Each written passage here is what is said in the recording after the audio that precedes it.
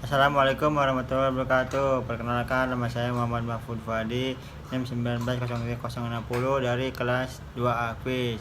Saya di sini akan menjalankan tugas video pengganti ujian praktek dari Pak Didik. Berikut adalah contoh penjelasannya. Saya di sini akan menjelaskan THR. THR atau Total Hip Replacement, pengertiannya operasi yang dilakukan untuk mengganti sendi panggul yang rusak dengan yang baru.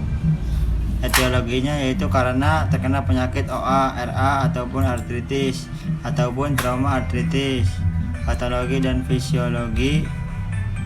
Yang pertama itu bahwa THR ini dapat dikarenakan oleh osteoartritis, di mana OA merupakan bentuk paling umum. Di mana artritis jaringan ikat antara tulang secara bertahap menjauh menggerak ke tulang dan mengakibatkan gesekan hingga terasa sakit dan dapat menyebabkan sendi berpindah dari posisi diamnya. Yang kedua itu penyebab utama dari artritis panggul adalah OA dan non-inflamasi, gangguan degeneratif sinovial sendi. Indikasi pembedahan meliputi artritis, fraktur kolom femoris dan masalah karena penyakit panggul kongenital. Pasien dengan artritis panggul harus meminimalisir berbagai gerakan panggul yang akhirnya mengakibatkan kesulitan dalam melakukan aktivitas sehari-hari, seperti nyeri pinggul paling parah pada awal atau selama istirahat dan menjadi lebih parah di akhir hari. Teknik operasi THR ada dua cara, yaitu cemented dan cemented. Nah, untuk cemented beda dengan non cemented. Untuk cemented ketahanannya bisa sampai 10-25 tahun, tergantung dari hasil operasinya berapa persen. Biasanya cemented diberikan untuk pasien yang sudah lansia. Nah, untuk non cemented lebih bagus pada komponen acetabulumnya. Untuk ketahanannya itu bisa sampai 15 tahun, dan biasanya non cemented ini diberikan kepada pasien yang lebih muda. Spesifikasi pasien yaitu pasien mengeluhkan nyeri pada pangkal paha sisi kanan sejak setengah tahun yang lalu, dan nyeri tersebut semakin bertambah dari hari ke hari sehingga mengganggu aktivitas pasien, terutama saat berjalan. Kemudian pada tanggal 2 Mei 2019 pasien menjalani operasi pergantian sendi hip total di sisi kanan. Baik, yang selanjutnya saya akan memeriksa vital sign-nya. Yang pertama itu namanya siapa, Pak? Siva. Pak.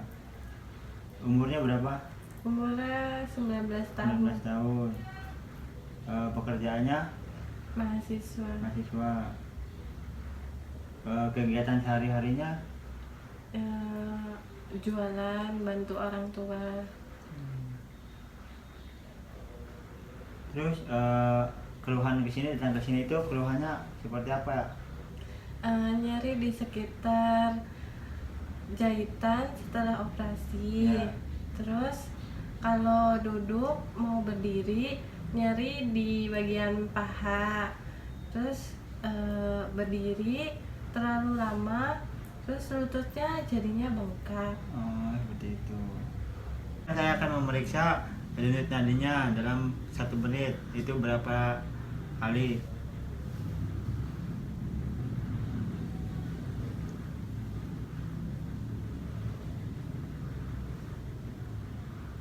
Dalam 1 menit ini denyut nadinya 78 kali per menit.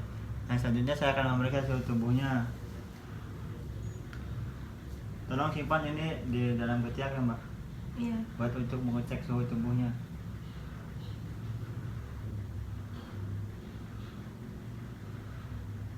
Sudah. Suhu tubuhnya normal ya, Mbak, 34,5. Iya. Baik, yang selanjutnya saya akan mengukur tensi darahnya.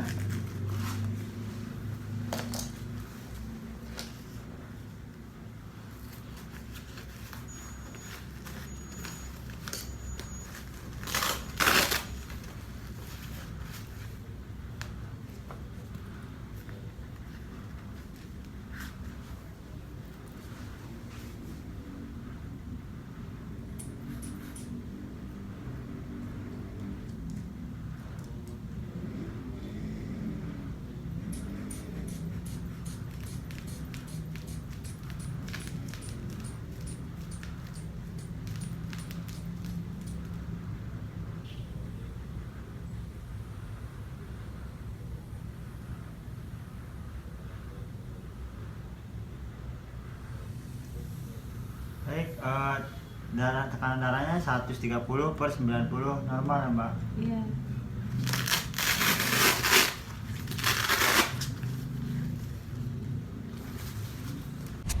Yang selanjutnya adalah pemeriksaan IPPA yang terdiri dari inspeksi, palpasi, perkusi, dan auskultasi sesuai dengan kasus. Nah, kasus THR ini yang pertama itu adalah inspeksi, terdiri dari dua, yaitu inspeksi statis dan dinamis. Untuk inspeksi statis, pasien yang pertama ada luka injisi di sisi lateral hips dextra. Yang kedua, pasien datang dengan menggunakan kursi roda. Yang ketiga yaitu ada perbedaan tinggi sias. Kemudian yang keempat itu tungkai kanan cenderung lebih eksorotasi hip dan eksorotasi knee. Nah, untuk inspeksi dinamis yang pertama itu inspeksi pasien tanpa takut dan ragu saat menggerakkan tungkai kanannya secara aktif. Kemudian yang kedua, ketika pasien itu berdiri itu langsung menampakkan dua tungkai secara penuh kepada lantai dan tanpa menahan nyeri. Yang ketiga, pasien masih membutuhkan bantuan atau pegangan untuk melakukan gerakan dari posisi duduk ke posisi berdiri. Nah, untuk palpasi adalah adanya perbedaan elastisitas kulit pada tungkai kanan dan kiri, kemudian adanya nyeri pada jaringan luka akibat injisi. Kemudian yang selanjutnya yaitu perbedaan suhunya. Suhu yang tungkai kanan itu lebih hangat daripada tungkai kiri.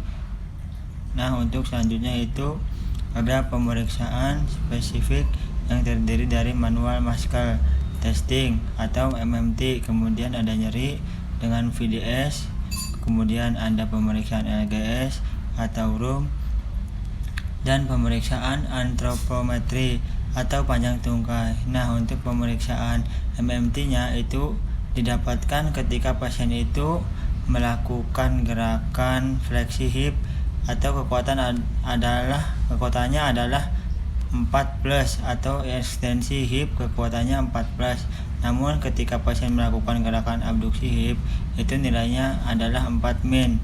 Nah, abduksi hip tidak dievaluasi karena memang untuk percussion itu tidak boleh atau dihindari dulu gerakan abduksi hip. Kemudian untuk nyeri yang VDS, nyeri yang diukur VDS ketika pasien diam itu nyerinya ringan. Ketika pasien itu bergerak itu nyerinya sedang. Dan ketika pasien itu ditekan di area yang terdapat sendi hipnya itu nyerinya itu sedang. Antropometri atau panjang tungkai diukur dari baris patella sampai proksimal.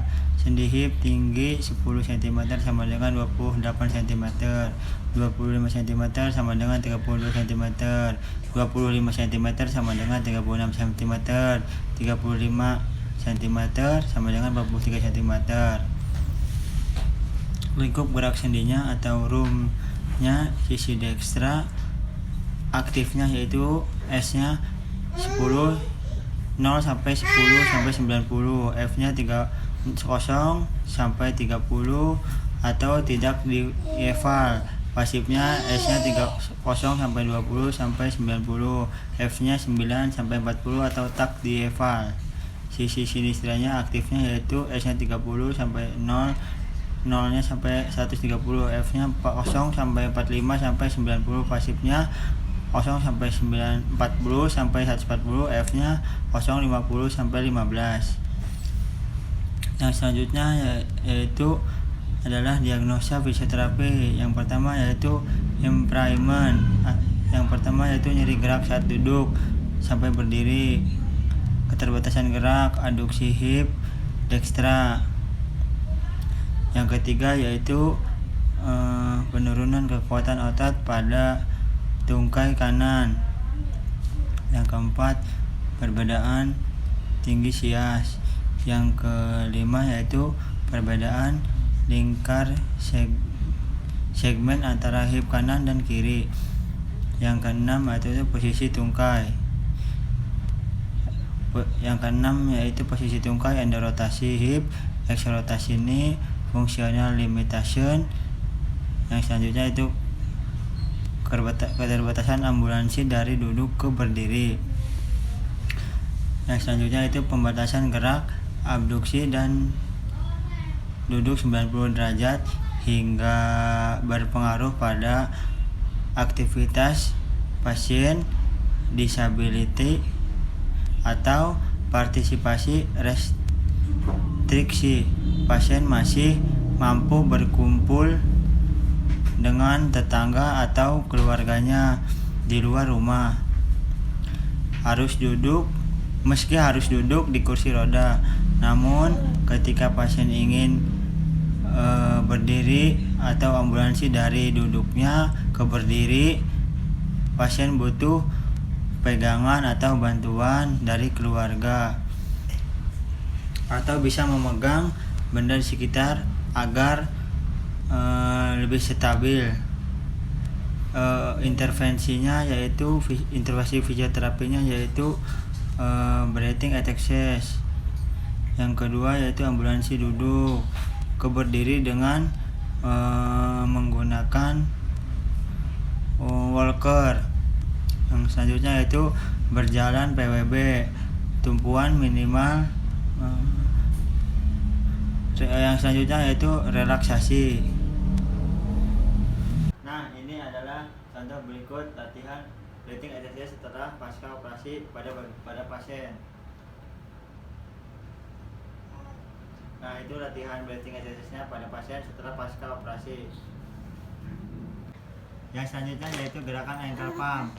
Yaitu menggerakkannya seperti ini. Digerakkan ke atas dan ke bawah, lalu pasien untuk diminta untuk mengulanginya. Yang selanjutnya yaitu gerakan handstand, yaitu gerakan seperti ini. Bagian telapak kakinya diseret, jangan sampai mangkat, dan pasien diminta untuk mengulanginya. Coba diulangi. Ini latihan transfer dari berdiri ke duduk.